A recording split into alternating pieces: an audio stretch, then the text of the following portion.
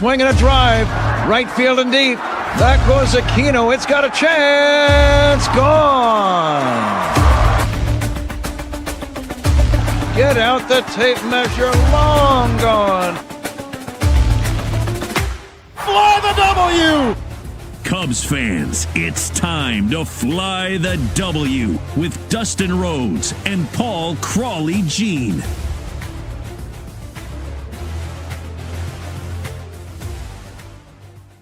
This is the Fly the W podcast, episode number 347. PCA gets his payday, Crawly, and of course we are part of the Blue Wire Network. Don't forget to listen, download, subscribe. Most importantly, review the podcast. Follow on all the socials. You can check me out. I'm at Mullion Haw on X. And you can follow me at Crawly's Cubs on X, Blue Sky, and TikTok, and Crawly's Clubhouse on Facebook, Instagram, YouTube, and Threads. You can email us at crawlysclubhouse@gmail.com. Boy, Dustin, what a way to kick off the 2026 season, right? Yeah, didn't necessarily see that one coming. Little bit before 10 o'clock last night, Jeff Passan breaks the news. Yeah, that was some exciting stuff. Like, I'm getting ready for bed, and I didn't get any sleep last night because now all of a sudden I'm all wired up. Passan breaks the news. It says breaking center fielder Pete Crow Armstrong, the Chicago Cubs are finalizing a long-term contract extension, sources tell ESPN. And Dustin, we don't have details yet. You had some more information about what's going on. Bob Nightingale, friend of the pod, friend of the Mullion Haw show, said it will be north of $100 million, and it will be at least 6 years and could be 8-9 years, and that PCA will be a Cub through 2031.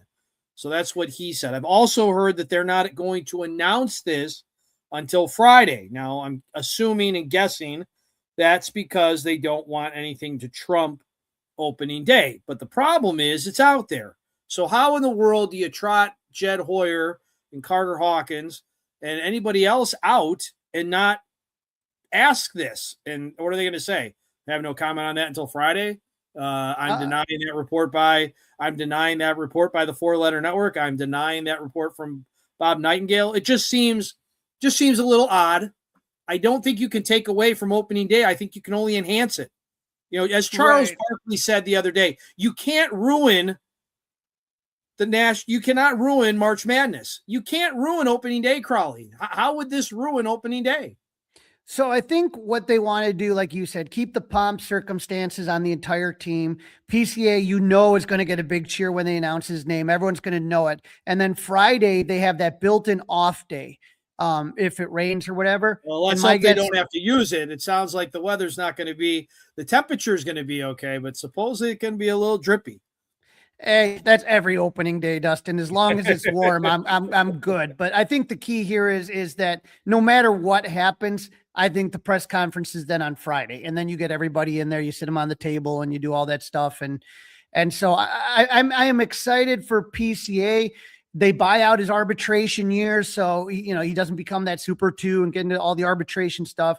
He's locked in now. So, Dustin, any concern about the amount of money considering the second half he had last season, or are you not worried about that? I'm not worried about that. I think this is good for both sides. I don't, we'll get into our predictions later on in the show. I don't think PCA is going to be much more north of 30. He might not go more north of 20, mid-20s. We'll get to that later. I think this is really good for both sides. I'm guessing this is going to be in the $20-21 million a year range. Is that what you're thinking? Yeah. So for the average annual value you're talking, right.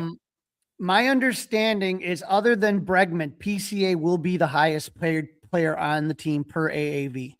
Okay. So that would be about 22, 23, right around there. Okay. And I think that's about right. He bet on himself. He was right. I also think the Cubs want to get some guys grandfathered in. I think there's going to be a salary cap in baseball, and I think some of this stuff will get grandfathered in. So they're trying to get a little bit ahead of the game, and they probably told Pete and his people, listen, look, we like you. You like us. We're going to dig our heels in here. You might want to get this done so that you're grandfathered in against any kind of salary cap in the future. And again, Pete, nothing against him. He hasn't, really produced for a full season. This is $100 million. That is some pretty nice change that he's going to have. Yeah, and heck of a raise. He was scheduled to make just south of $900,000. I don't know what you make as a teacher, Crawly, but it's pretty good. It's pretty good money. Just a little south of 900,000. Now he's going to make what? Almost 20 times that. Yep, 20 times that. So that's a pretty good raise. And the thing is, Dustin, field and watch this guy Caleb Williams play football. Exactly, and he loves Chicago. He was a Cubs fan. His dad's a Cub fan, and his dad told him right before the run, the core made. Once they got Rizzo and it kind of started to come together, he told PCA, get on the bandwagon now, right? And so I think that it takes pressure off him. He doesn't have to answer questions about it. My only concern is just knowing Pete's personality is like not trying too hard to live up to the contract. That's hard to do, right? It's hard to not want to do that. It's hard not to want to do that. He loves the fans. He loves the city, and he gets down on himself when he doesn't feel like he is contributing the way he feels he should. And again, when you're making $20 million a year, the expectations are higher, Dustin, compared to when you're making, $900,000 a year. And so I just hope he can kind of separate that. Just do what you're doing. Keep growing every year. Just get a little bit better. I don't, great if he's an MVP, and we'll talk about that later. But in general, just be better than you were last year. That's all we're asking as Cub fans, I think. And making progress every year. He's still really young. And so there's a lot he still has to learn. He's going to make mistakes. He's going to go in slumps. Just don't put more pressure on yourself because of the contract. But Dustin, I think it's fair to say now, would you argue that PCA is the face of the franchise? Yes, I think without a shadow of a doubt. He's 24 years old tomorrow. We're doing this on Tuesday. Wednesday is PCA's birthday. So he's going to be a Cub until at least 29, if the numbers are accurate, maybe even 30. Yes, PCA is the face of your Chicago Cubs. And who would you say was the last real face? Because would you say Ian Happ was the face of the franchise for a little bit? No. I mean, yeah, he doesn't really accept. Would it be Rizzo and Bryant? Anthony Rizzo and Chris Bryant. Yeah. And Anthony Rizzo is throwing out the first pitch for opening day. Very cool. For any Cub fans that are going to be at the friendly confines. Now, Dustin, this isn't the first time Jed's done this. This is kind of Jed's thing. If you remember, in 2023, he signed Nico Horner to an extension just around the same time period, right before the season opened. And then a couple weeks later, like 2 weeks later, he signed Ian Happ to a 3-year extension as well. And so they really don't want this dragging out. So, like I said, if you don't get it done by April, it's not getting done. Okay. Right. And I think they don't do a lot of this in season, right? I think they want to get it done before the season starts. So both sides don't have to answer the questions. And if it doesn't get done, you can simply say, we're not going to tell you one way or the other, but what we'll tell you for right now is that we don't talk about contracts during the season. Well, PCA, my understanding is they first talked to him about extension right around the time they were doing the Tokyo trip, which was, a little bit earlier than what the actual opening day was. It was kind of like a special Tokyo series. But I'm very curious. Do you think Jed is done with extensions, or do you think Nico Horner is someone that I don't think they want Ian Happ and Seiya Suzuki to be extended, to be honest with you. But I'm Nico, I'm not sure of. And I'm wondering, this is almost like 3 years to the day that he got his extension. Is another 3-year extension in the cards for Nico? Is he going to? I'm sure they're loosely talking about it, but I wouldn't be surprised if they want to see a little bit more from him. And I think they may also want to see, what is the development of Matt Shaw. Yeah, and so, but remember, you're going to have 2 outfielders that are going to be no longer under contract in Seiya in right and Ian in left. So you could put Matt Shaw at right and you could keep Nico at second. I think. Oh, you could. Again, no doubt about it. I mean, the Cubs have spent more money, Crawly, this offseason than any other team.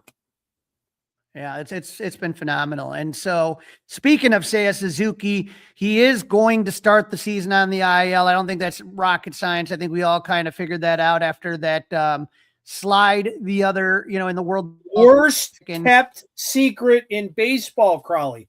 Worst kept secret in baseball. I don't know what the delay was. I mean, they had to make it by tomorrow. You had to make that announcement by tomorrow. There was no shot.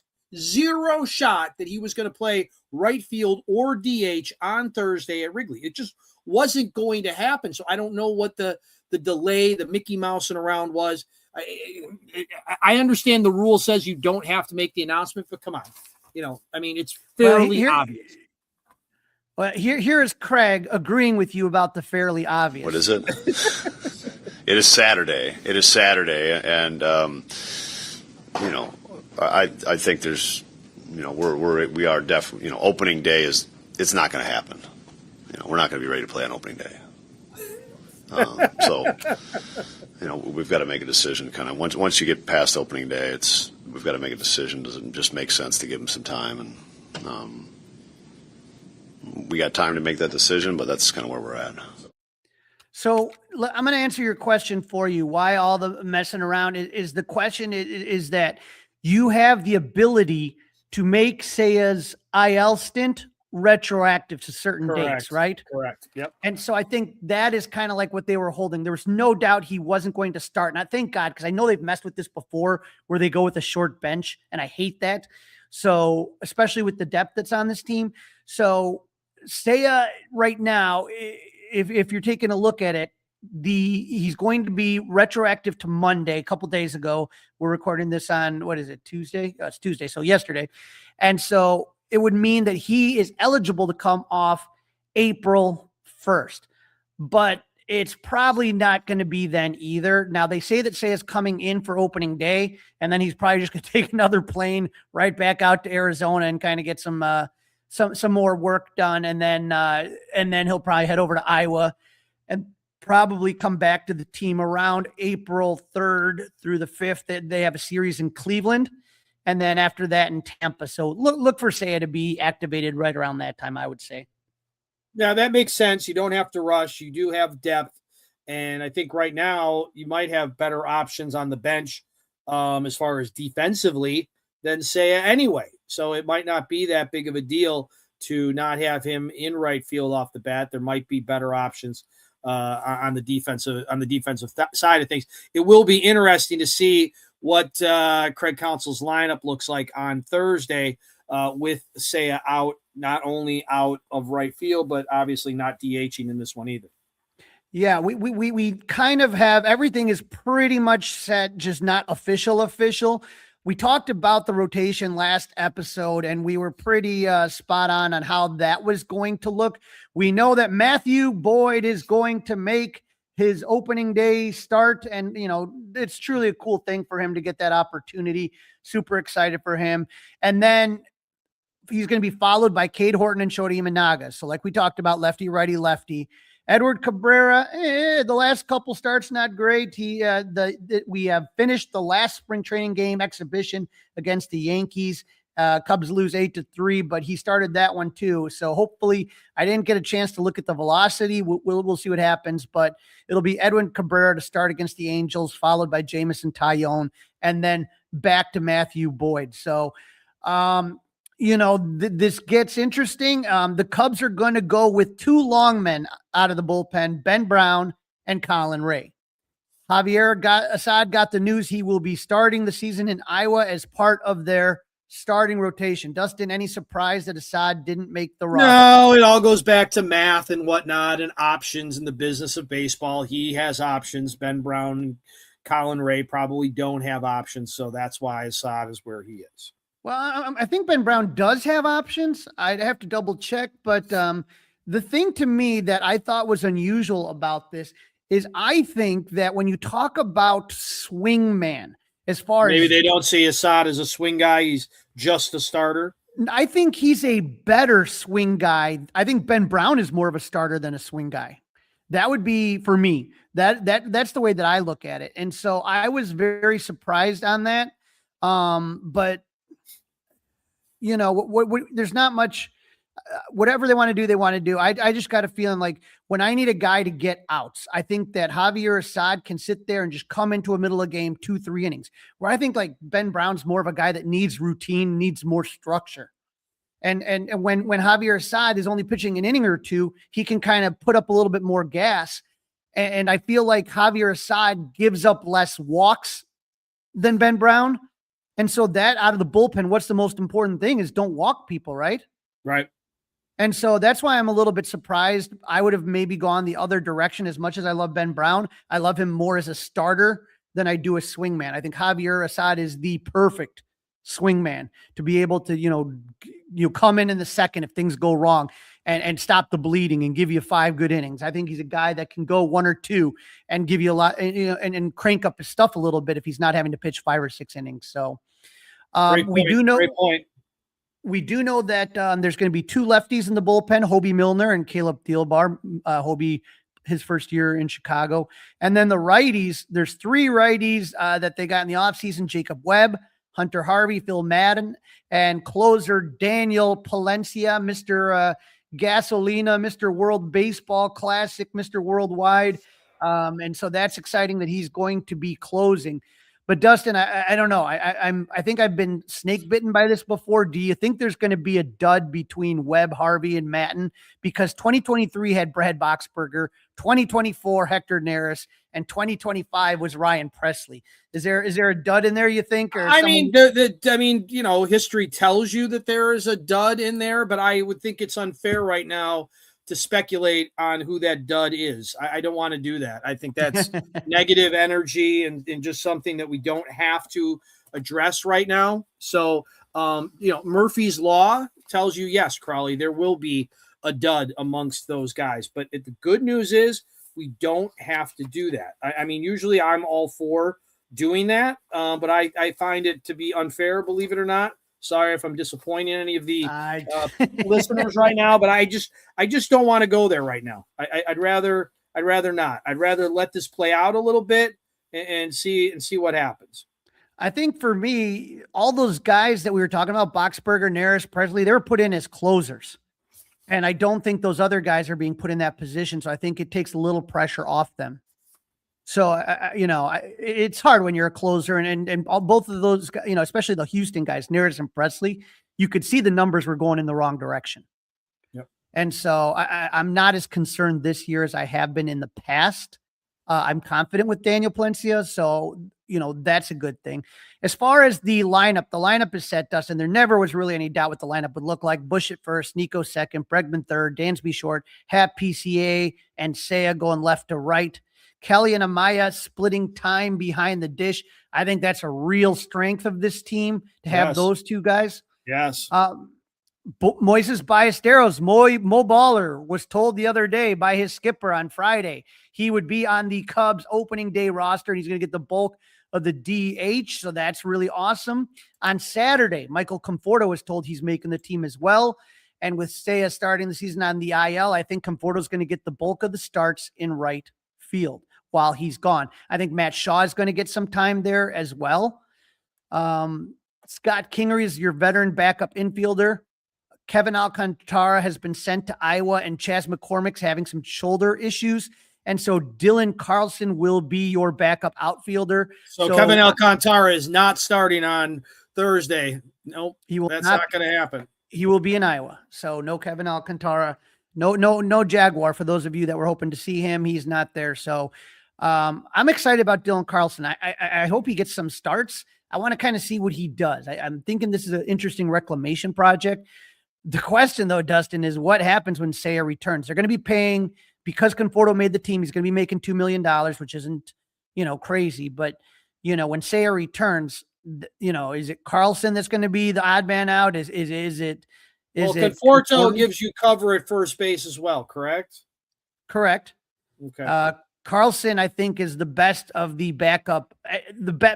I would say he's, besides PCA and besides Ian Happ, I'd say he's your best outfielder. Okay. So I'm curious. I'm very curious when Seiya returns, how they're gonna, do they need another backup infielder with Scott Kingery or, Well, now when you have Matt Shaw, right? He's supposed to be that guy too. Right. So you got Matt Shaw, and that's what I'm trying to say is like, do you need Matt Shaw and Scott Kingery? Probably not. Probably not. You were involved in something really interesting yesterday, Crawly. Yeah, play for opening day. This one, if you didn't see it, it was on the Cubs website. And this is a picture I took for those of you listening. It's a picture of PCA on the big Jumbotron Gallagher Way. And so what happens is that it allows a chance for fans to win opening day tickets and other prizes, including $1 million. So, all right, first of all, how did you get invited, or you just showed up? Just showed up. So I could have showed up. You should have showed up. It was a good time. You should have told me about it. if you're taking a look right here, you get in. The first thing you get handed is your leadoff Budweiser. So, right away, I get a free beer. This has already been a successful trip, Dustin. Right. That's a good way to treat people. There you go. Then you get a scratch off.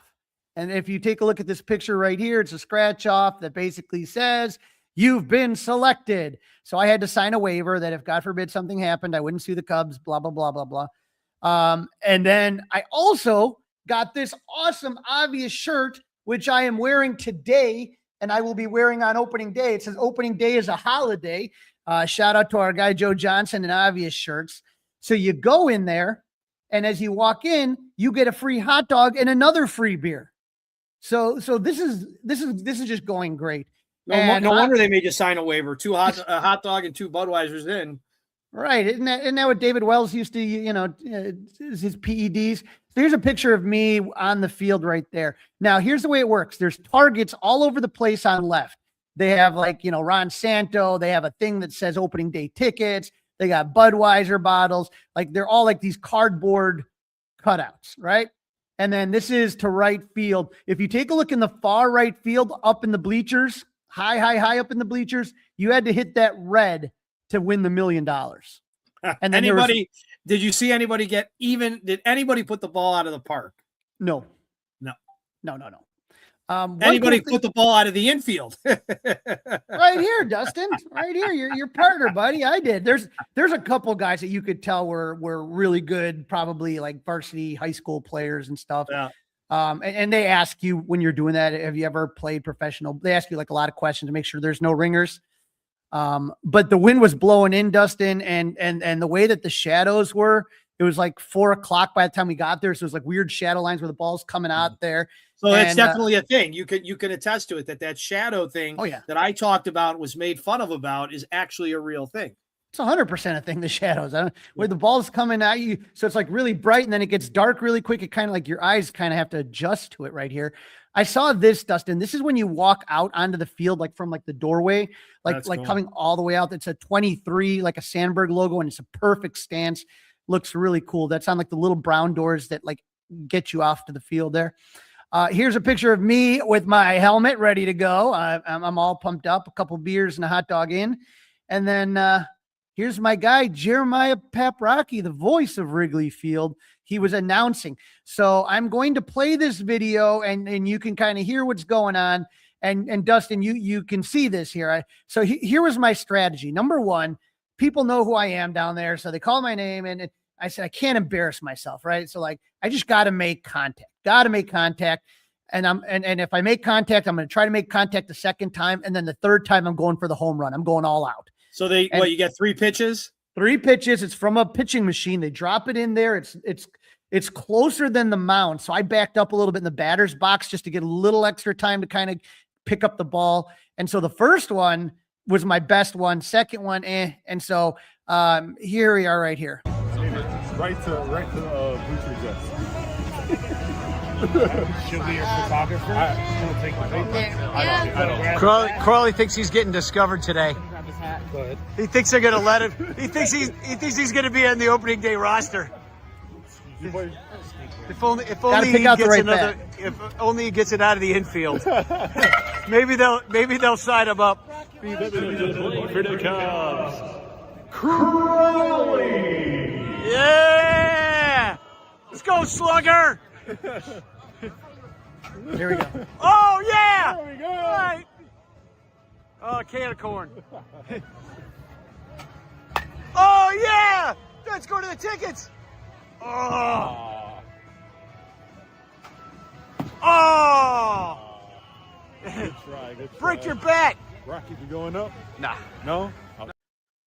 So my friend Danny Rocket taking the video and doing the commentary. So I did strike on the last one. So the first one was out kind of like mid left center. Second one was kind of line drive into the outfield. And then the last one was a strike. So not That's bad. pretty Not cool, bad. though. Hey, listen, Dickens swings at Wrigley. That's not a bad way to spend a couple of minutes.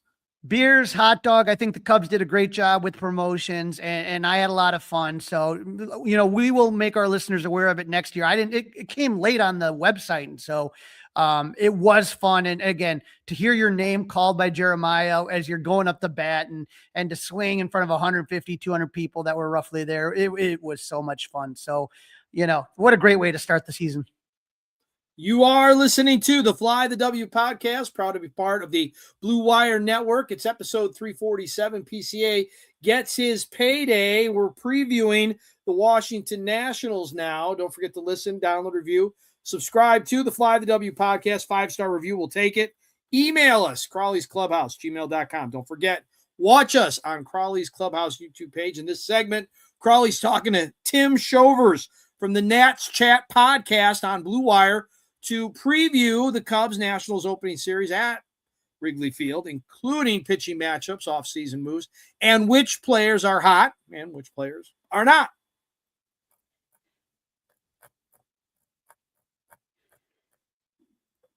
All right, this is the Fly the W podcast, proud to be part of the Blue Wire Network, episode 347. PCA gets his payday. It is time, Crawly, to make our Cubs predictions, but reminder to everybody out there, don't forget to listen, don't forget to review, don't forget to download, subscribe to the Fly the W podcast.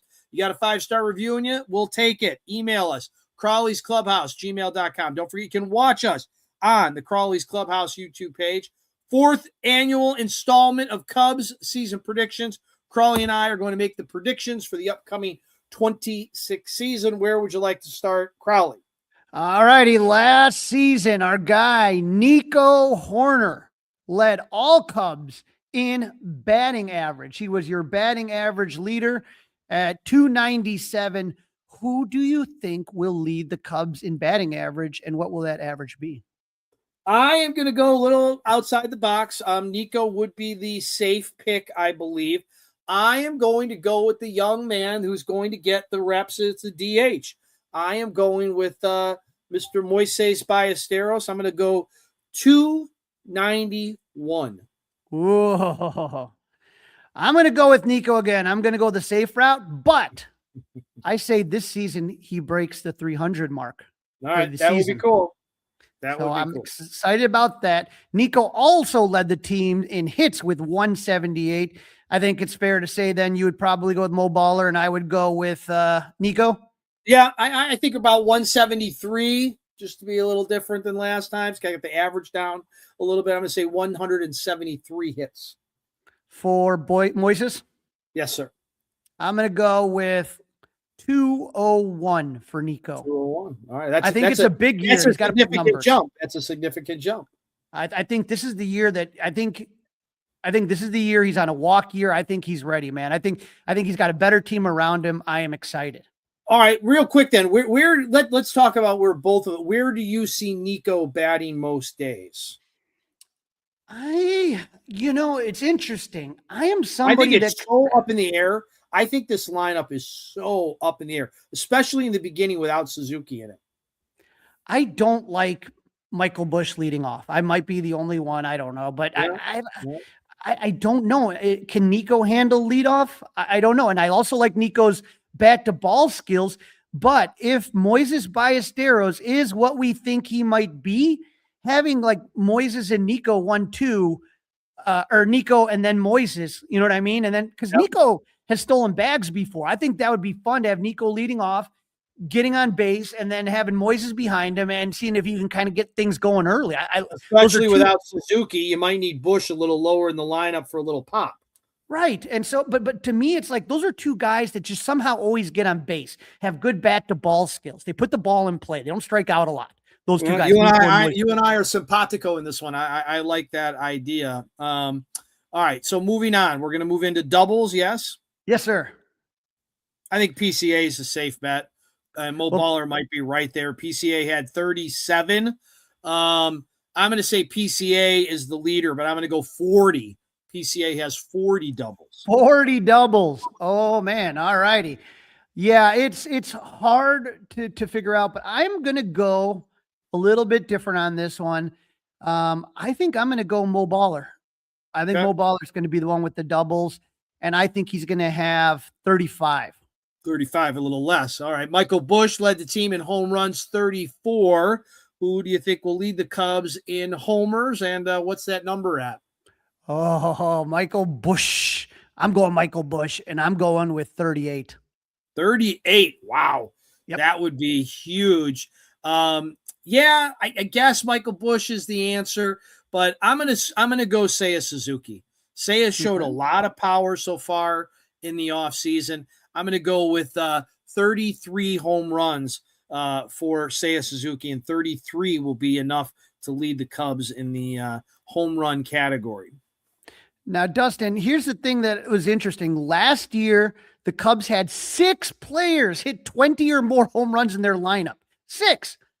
Let's set the over-under at 4.5. Cubs players hitting 20 or more home runs. Do we have over or under 4.5 players with 20 or more home runs? I think 6 is too many, but I think 5 is just right. So I'm going over 4.5.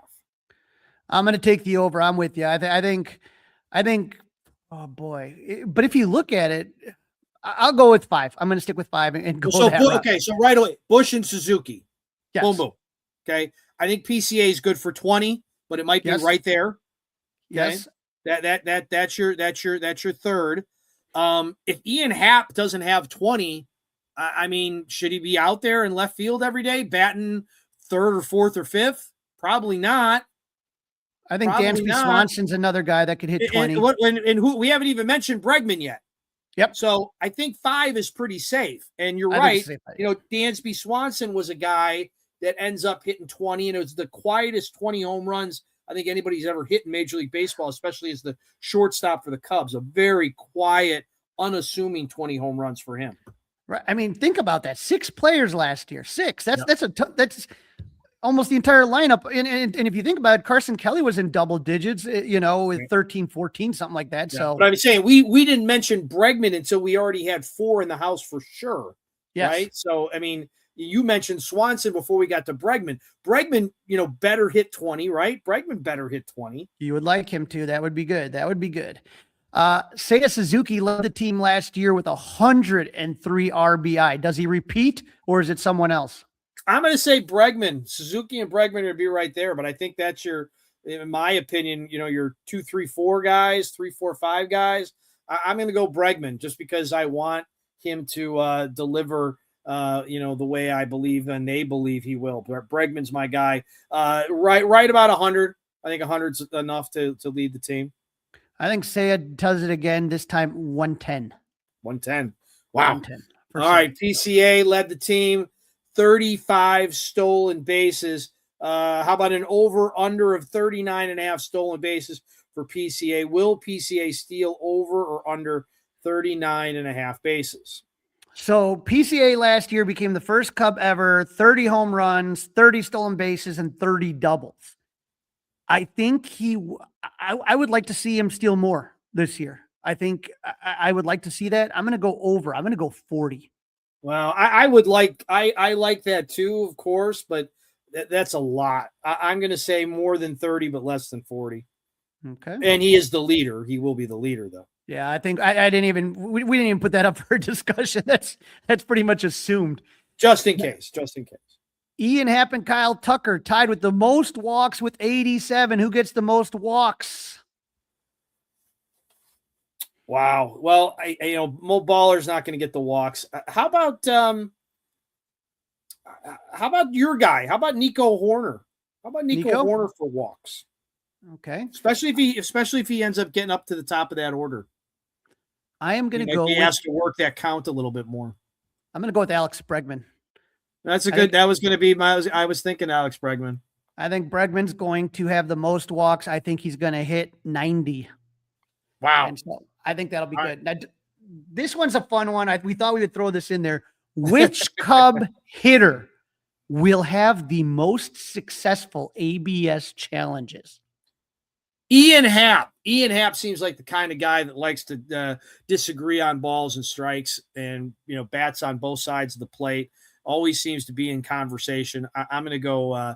I am going to go with the lefty Ian Happ as the guy with the most ABS challenges. I'm going to go with, again, Alex Bregman. I think he has the best eye on the team, but I don't know if there's a team award, but I'm going to call this right now. The Cubs will have the most successful ABS hitters challenges of any team. It's going to be interesting to see how they deploy this, right? Like, is this going to be where Craig says only the hitters? Is he going to say only the catcher? Is he going to say only the pitcher? Is he going to let everybody have a say in it? I'm really curious on how they're going to deploy this. I think they're going to talk more about circumstances and whether it really is something like, okay, is there two guys out and no one on base, or is it like a key moment? What's the score? I think the score is going to dictate it, where you are in the game, all that stuff. But Dustin, I'm going to give you a quick yes or no. Do they have the green light to challenge? Ready? Let's just say Bush. No. Nico? No. Bregman? Yes. Dansby? Probably. Happ? Yes. PCA? No. Seiya? No. Let's go with Kelly? No. Amaya? No. Moises? No. No. Rookie. I would say Bush is going to be able to. I think Nico, Bregman. Here's who I wouldn't let. I would not let Dansby do it. I wouldn't let PCA do it. And I think Mo Baller could do it, but just as a rookie, I'm just going to kind of give him a just because he's a rookie, right? Yeah, right, maybe after the All-Star break. Right. Well, we'll see how he's doing, but I think this is going to be a fun part of the Cubs season on that one. How about let's move over to the pitching side of things, Crawly? Yes, sir. Matthew Boyd, Mr. Matthew Boyd, all-star, led all starting pitchings in win in 2025 with 14. Who do you think is going to lead the team with wins, and how many? Cade Horton, 18. Whoo, Cade Horton with 18. I'm going to go Cade Horton as well, but I was going to go 17. So we're not that different there, but yeah, I think Cade Horton is going to be really fun to watch. I think he's going to have 18. I think this is his breakout year. Matthew Boyd also is the Cubs starting pitcher leader in strikeouts, 154. Who leads the Cubs in starter strikeouts, and how many? I am going to go with the new guy, Edward Cabrera, with 170. That's really interesting. That's a good selection. I am also going to go with Cabrera, a little less. I was going to say 165, but that's interesting. Shota gave up the most home runs of any Cubs starter with 31. Let's set the over-under number at 30.5 to Shota give up over 30.5 home runs or under 30.5 home runs. So, Dustin, when I was looking at this one right here, maybe Tyone gives up more home runs, but I think if Tyone's giving up home runs, I don't think he's staying in the rotation long. Right. That is my opinion. I'm thinking the same thing for both guys, Crawly. I'm thinking the same thing for both guys. They've got depth, and they're not going to put up with that. I think Shota is going to still, I think he's going to go under 30.5 home runs. I think it's going to be about 24, 25, but I think it's going to be under the 30.5. I agree, and I'm hoping that we're both right. Daniel Palencia led the bullpen, 22 saves. Council has named Palencia as closer. Let's set the over-under saves at 30.5. Palencia, over 30.5 saves. Big number. Going with 34. Wow. I think 30 might be the right number, 28, 30, so I'll go under, and I hate going under. Unders suck. Nobody wants to go under, but that's a lot of pressure for Daniel Palencia. I'm going to say 30. The Cubs in that division, there might not be that many save opportunities. We'll see. But see, I'm kind of thinking the opposite. I think it's going to be a lot of close games. I don't think you're going to see blowouts. I think you're going to see a lot of 1-run, 2-run games. And I think that the closer is going to be a key role in that. Last season, Dansby Swanson had the most errors on the team with 11. Who commits the most errors on the team this season? And who is that person? And how many errors might he have? Okay, so we're now looking at the fielding here, and to me, I would say that it is going to be Matthew Shaw, just because the poor guy is going to be put everywhere, and I think there's going to be a lot of opportunities to make errors. He's not a right fielder. He's not a first baseman. They're going to give him shots there, and that's a really tough thing, and I think we take for granted how difficult that is. I'm going to go with Matt Shaw with 14 errors. See, I don't think he gets that many opportunities. You got Bregman. He's supposed to be the everyday third baseman, right? I'm going to say it's Swanson again, but I think the number's under 10, and it's just based on how many opportunities Swanson has, and it's more than anybody else for sure. All righty. The Cubs had 84 defensive runs saved, second in all of baseball. Let's put over under at 80.5 defensive runs saved. Will the Cubs as a team have over or under 80.5 defensive runs saved? Big number, but I'm going to go over. I just told you, betting unders suck. I'm going to go over as well. I think this is a really good defensive team. We saw what they did last year. I think Bregman is not going to make the spectacular plays that Shaw did. I think he's going to make the routine plays a lot easier. And so I think it's going to be a little bit over. I'd say 82, 83. Last season, the Cubs had 3 Gold Glovers, Nico, Happer, and PCA, and had 6 players nominated. Did the Cubs break their franchise record of 3 Gold Glove winners in a season? And if yes, how many? Okay, so like I just said, with the Cubs, I feel them having 83, 84. I think they're going to be a better defensive team. I'm going with 4 Gold Gloves. I think Dansby gets back in the picture along with the 3 from last year. Yeah, Dansby gets back in. You hope that Hap continues. I think PCA is almost a shoo-in. And Nico, I hope so for Nico's sake. So I think 3.5, over under 3.5 is a good betting number if we're setting a line again for this one. I'll go over. Yep, I think that's the way it is. And now we get to the awards, recognitions, and final standings. The Cubs had 3 All-Stars last season: Matthew Boyd, PCA, and Kyle Tucker. How many do they have playing in the All-Star game this season, and who will be going to the Midsummer Classic? Well, based on what I predicted, I'm going to say that PCA will be there again. I'm going to say that Cade Horton is going to be there because of the half he is going to have. Kyle Tucker might be there, but he won't be there as a as a Cub. I think 3 is about the right number. Maybe Michael Busch will get some recognition. Yeah, I think PCA is a good one. I think Cade Horton's a good one. I feel like Nico Horner gets screwed all the time. I really do. I'd like to see him in the All-Star game. I think that would be a lot of fun. Michael Busch is another good guess. But yeah, I think 3 is a pretty safe number on that. All right, so we got 3 All-Stars. Which Cubs, if any, finish in the top 3 of the major awards? The MVP, the Cy Young, the Rookie of the Year, and the Silver Slugger. I am going to go with Moises Ballesteros being a top 3 Rookie of the Year. I'm with you.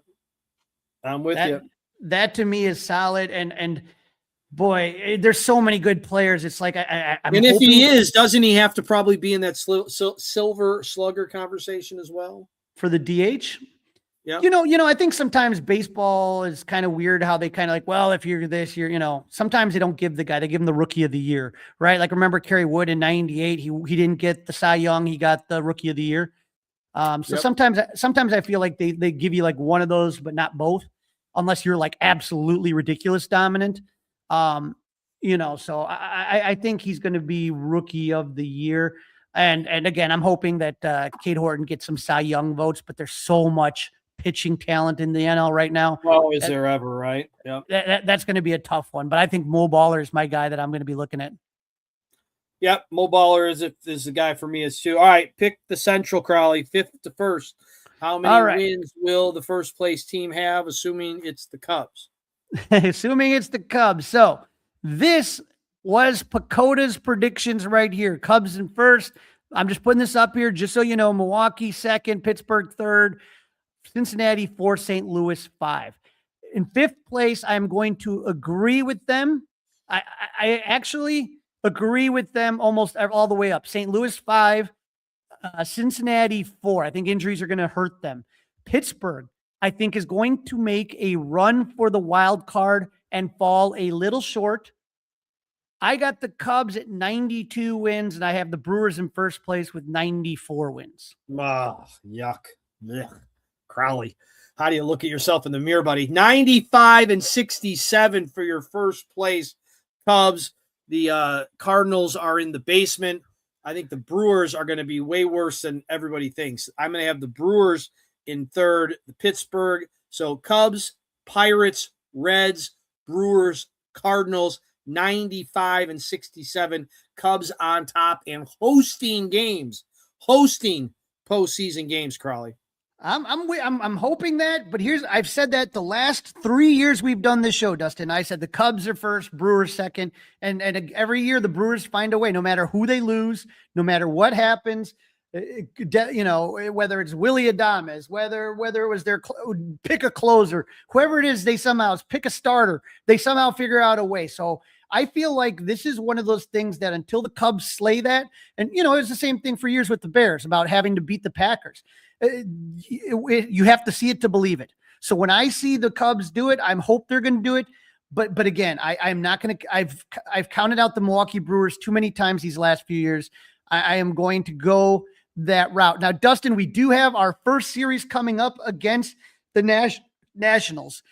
Who do you see winning the series, and what is this series going to come out to there? You got Cade Cavelli versus Matt Boyd on opening day, Foster Griffin versus Cade Horton, the second start, and Zach Little versus Shota Imanaga on the third start. No, I'm going to say sweep, Crawly. They got to get off to a great start if you're going to win 95 games, and a team like the Nationals is somebody to get fat and happy on. I'm going to go 2 out of 3. I'm going to be, and I think they're going to win games 2 and 3. I don't know about opening day. I don't know if Matt Boyd's like 100% locked in just yet because of the World Baseball Classic and all that stuff. But I think Horton's locked in, and I think Shota Imanaga, with the wind blowing in, is going to have success. Now, I know you're going to the home opener. What else are you doing? Are you trying to get to all 3? What's your schedule? No, I'm just going to the home opener on Thursday. That's going to be my 26th straight home opener, including a rooftop in 2020. So I will be heading down to Wrigley Wednesday night. I will be at Murphy's by 8 a.m., and then it's about a 6-bar crawl that I'll make before I make my way into Wrigley. All right, now we will not get back together with the people until after the first series is in the book, so keep track of Crawly on all his social media platforms. Obviously, we will be doing React on the Mully and Haw Show. Don't forget Pat, Ron, and Zach. 104.3 crystal clear FM quality. Still got you on the free Odyssey app as well. So, Crawly, enjoy the games. That is a wrap. Don't forget to listen, download, review, subscribe to the Fly W podcast. Email us thoughts, questions, concerns, Crawly's Clubhouse, gmail.com. You can watch us by subscribing to the Crawly's Clubhouse YouTube channel. Yep, this is going to be a lot of fun. I think Wrigley is going to be rocking. I think it's going to be one hell of a season, and I'm glad you're going to be here to stick around with us. Go Cubs!